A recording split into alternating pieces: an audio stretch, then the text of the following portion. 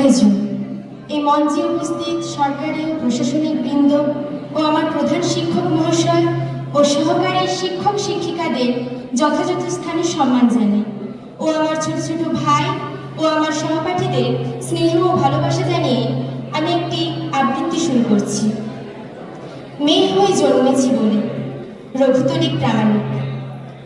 আচ্ছা বলুন তো, এই যে মেয়ের বাবারা, মেয়ে হয়ে জন্মেছি এটা কি আমার অপরাধ?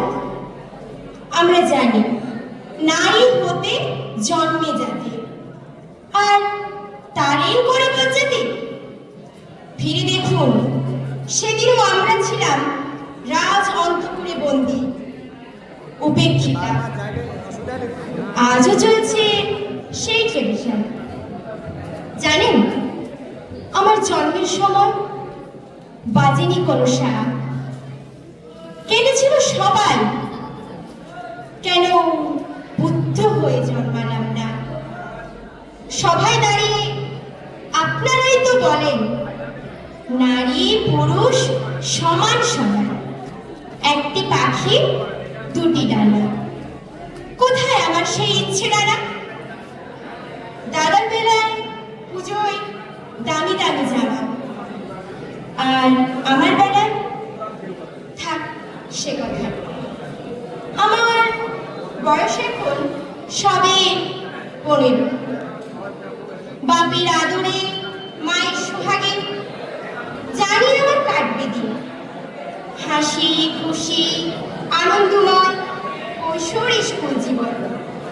কত অজানারে জানবো, কত অচেনারে চিনবো। সবাই বলে শিক্ষা আনি চেতনা। শিক্ষা কি, চেতনাই বা কি? বুঝলামই না। শারীরিক মানসিক নই বা হলাম সম্পূর্ণ। ঘটক এসে বাবার কাছে বললে গাড়ি বাড়ি অবস্থাপন্ন পাত্রের কথা। আমি বললাম, বাবা এই বয়সে বিয়ে দিয়ে করবে আমায় বিদায়? বাবা বললে, পারবো না, পারবো না আর তোর খরচ জোগাতে। আমি বললাম, করবোই না আমি এখন বিয়ে। মা বললে, দেখ মা, মেয়ে হয়ে জন্মেছিস পরের ঘরে যাওয়ার জন্যই। পড়াশোনা করে কি আর হবে? পরের বোনটা তো আছে, এমন পাত্র হাতছাড়া হয় পাচ্ছে। সবুজ সাথী, কন্যাশ্রী, বই খাতা সবই দেয় সরকার। কলেজ ইউনিভার্সিটি করে হব স্বরোজগার, তারপর করব বিয়ে, এই আমার অঙ্গীকার। চলছে ওদিকে বিয়ের পাকা কথার তোড়জোড়। ভাবলাম রূপসানাদের কথা, বাল্য বিবাহের বিরুদ্ধে করেছিল যারা নালিশ। আমিও কি যাব থানায়? না, একটা কিছু করতেই হবে আমায়।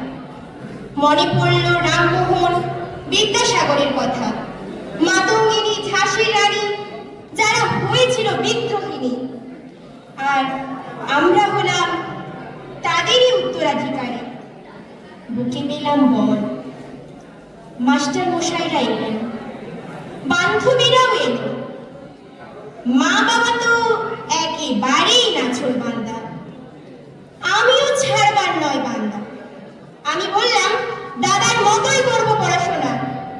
না, আত্মহত্যা করব না, মহাপাপ। পালাবো না কোথাও। এই বয়সে শাশুড়ির গঞ্জনা, স্বামীর বঞ্চনা, খবরের কাগজের শিরোনাম, টিভির পর্দায় এক্সক্লুসিভ নিউজ হতে চাই না আমি। হঠাৎ মাঝরাতে ঘুম ভেঙে যায় আমার, তাদের আত্মচিৎকারে। কেটে যায় একটা দুঃস্বপ্নের ঘোর। বাল্যকালে বিয়ে করে রুগ্ন অক্ষ শিশুর জন্ম দিয়ে বাড়াবো না এই দেশের অভিশাপ। গড়তে চায় না এই ব্যধিগ্রস্ত সমাজ। তাই বলি, বাংলার ঘরে আছো যত দিদিগণ, তোমরা এক হও, এক হও। আমাদের পাশে আছে সরকার। আমরা পড়াশোনা করব, আমরা এগিয়ে যাব, বাল্য বিবাহও রুখব। এই হোক আমাদের দৃঢ় অঙ্গীকার। নমস্কার।